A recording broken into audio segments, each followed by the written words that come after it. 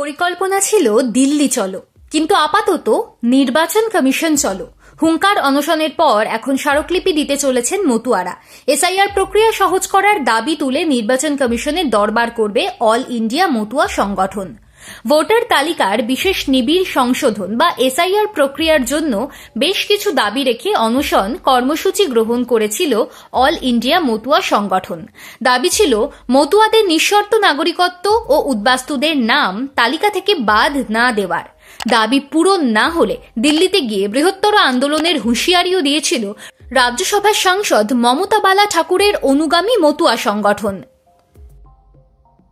কিন্তু বর্তমানে তাদের সিদ্ধান্ত অনুযায়ী আগামী 1 ডিসেম্বর পদযাত্রা করে নির্বাচন কমিশনের দফতরে স্মারকলিপি দেবেন তারা। জানা গিয়েছে আগামী 1 ডিসেম্বর সোমবার বিকেল 4টে শিয়ালদহ স্টেশনে জমায়েতের ডাক দেওয়া হয়েছে সংগঠনের তরফে। সেখান থেকে পতাকা, কাঁসি, ডঙ্কা নিয়ে পদযাত্রা করে কমিশনের দফতরে যাবেন মতুয়ারা। স্মারকলিপি দিয়ে দাবি জানানো হবে এসআইআর প্রক্রিয়া সহজ করার জন্য। দাবি বিশেষ নিবিড় সংশোধনে সার্বিকভাবে আধার কার্ডকে মান্যতা দিতে হবে ও ভোটার তালিকা থেকে কোনো মতুয়ার নাম বাদ দেওয়া যাবে না। সংগঠনের পক্ষ থেকে বলা হয়েছে বিগত লোকসভা নির্বাচনে যাঁরা ভোট দিতে পেরেছিলেন অন্তত তাঁদের নাম যেন তালিকায় রাখা হয়, এমন আবেদন জানানো হবে।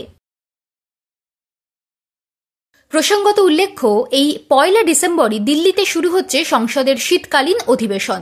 স্বভাবতই প্রশ্ন উঠছে, মমতা বালার সংগঠনের তরফে এর আগে যেখানে বলা হয়েছিল সংসদের শীতকালীন অধিবেশন শুরুর আগেই দিল্লির বুকে ধর্ণা সমাবেশের মাধ্যমে মতুয়াদের এসআইআর আন্দোলনকে তুলে নিয়ে যাওয়া হবে, সেখানে কেন এহেন স্মারকলিপি প্রদান কর্মসূচি? চড়া ঝাঁঝে বিশেষ সাড়া মিলছে না বুঝেই কি তুলনায় নরমপন্থী অবস্থান, নাকি কৌশলে বদল? মমতা বন্দ্যোপাধ্যায় অবশ্য গত মঙ্গলবারে মতুয়া ভূমি সফরে চিরাচরিত কায়দায় রণহুঙ্কার দিয়ে রেখেছেন। কেন্দ্র কমিশনকে একযোগে তোপ দাগার পাশাপাশি অভয় দিয়েছেন মতুয়াদের।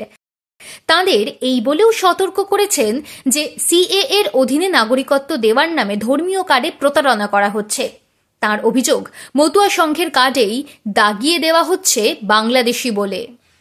মতুয়া নাগরিকদের তার আশ্বাস, ভয় পাবেন না, আমরা থাকতে আপনাদের তাড়াতে দেব না। মমতার স্পষ্ট হুঁশিয়ারি, বাংলায় আঘাত করলে ভারতকে নাড়িয়ে দেব। কিন্তু মতুয়ারা কেন তাহলে আগাম ঘোষণা সত্ত্বেও ভারতের রাজধানীতে আন্দোলনকে তুলে না নিয়ে গিয়ে নিজেদের আপাতত সীমাবদ্ধ রাখছেন রাজ্যের চৌহদ্দিতে? কিন্তু মতুয়ারা কেন তাহলে আগাম ঘোষণা সত্ত্বেও ভারতের রাজধানীতে আন্দোলনকে তুলে না নিয়ে গিয়ে নিজেদের আপাতত সীমাবদ্ধ রাখছেন রাজ্যের চৌহদ্দিতে? সদর দপ্তরে কামান দেগে কেন্দ্রের চাপ বাড়ানোর পথে না হেঁটে কেন আবারও দ্বারস্থ হওয়া নির্বাচন কমিশনের? রাজনৈতিকভাবে তৃণমূল কংগ্রেসের লড়াই প্রতিবাদের পাশাপাশি সামাজিক ব্যানারে মতুয়াদের যেখানে দেশের রাজধানীর আঙিনায় রণভেরি বাজানোর কথা, সেখানে কেন কলকাতায় কাঁসি ডঙ্কায় ঝালাপালা করা হবে কমিশনের কান? উত্তর খুঁজছে রাজনৈতিক মহল।